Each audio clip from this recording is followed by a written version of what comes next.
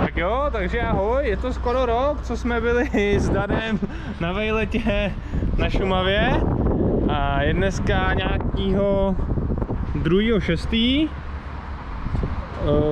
Skoro 4 hodiny, my stojíme tady v Plzni na OMV, není to tím, že bychom byli tak bohatý, ale na ONU je tak velká, protože kvůli 10 korunám se mi tam nechtělo stát. Takže nás čekají Krušný hory letos, vlastně chceme na Trojmezí a potom na nejnižší bod Čech.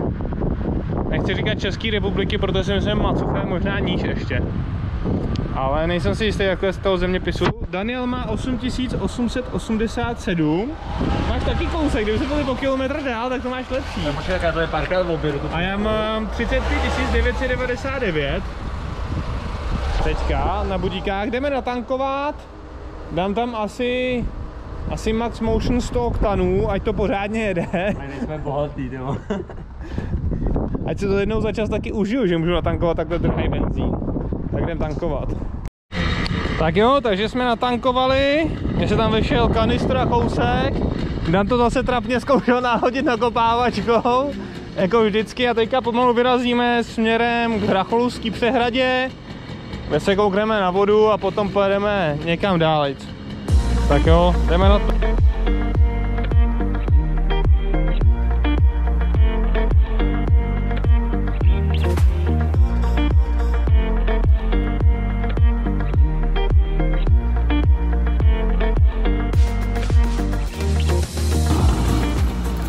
Takže taková vsuvka, už tam je 36 000.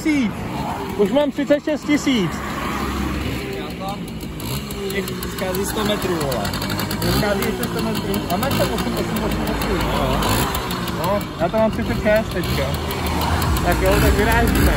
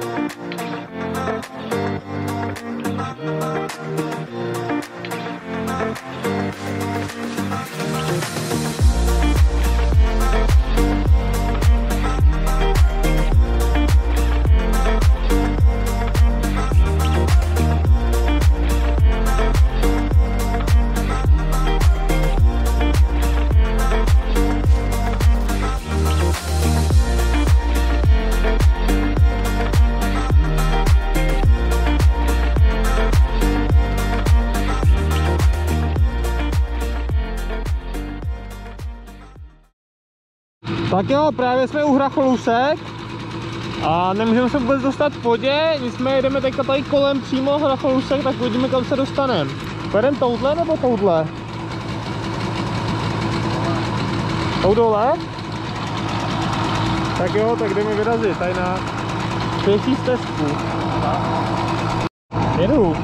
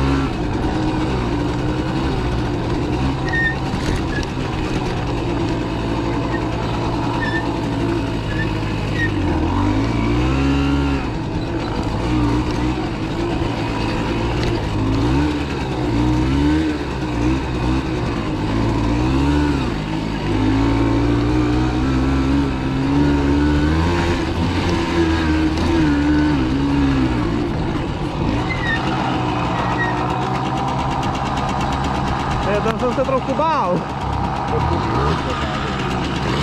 Tak teďka to zase pauznu a budu natáčet asi až kolem Stříbra, tam to bude zajímavější. Tak zatím.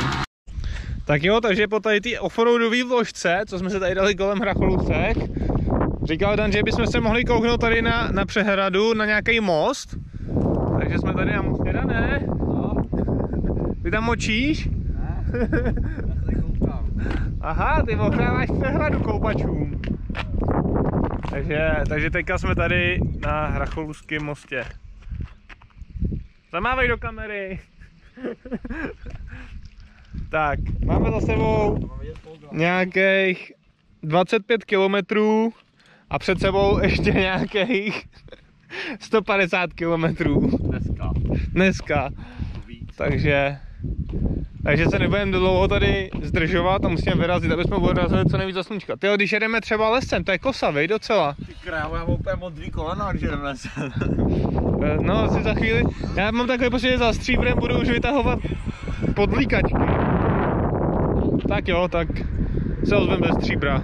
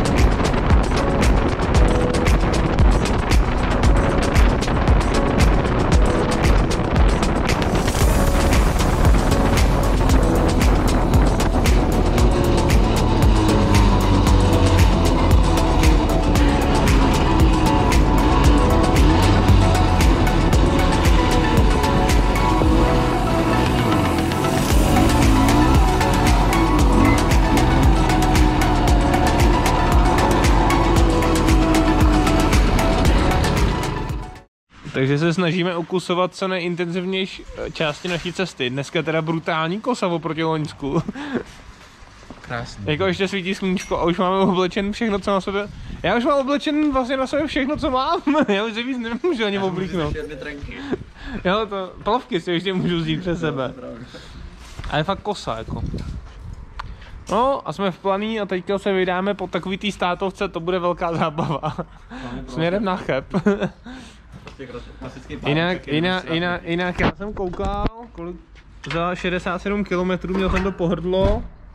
No, už tam chybí tak centimetr 2 v té nádrži. Asi to žere. Takže zase ozvem, až bude něco zajímavého.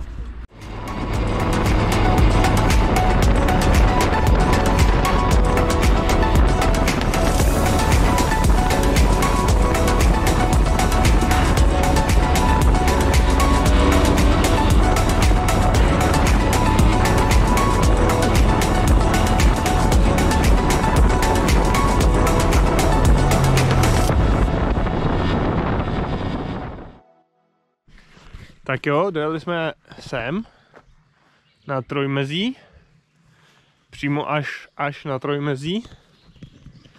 Já mám tady 36 148 km, takže za dnešek jsme ujeli 148 km. Tady je nouzový tábořiště, takže si tady nouzově zatáborujeme. Hlavně jsme si koupili špekáčky a tady jsou opejkáky, takže to byla hozená rukavice. Jdeme teďka pomalu rozdělat oheň. Si na to použijeme. Nebudem říkat co, tady v té chráněné krajinné oblasti samozřejmě sirky a papír. A jdeme pomalu papat.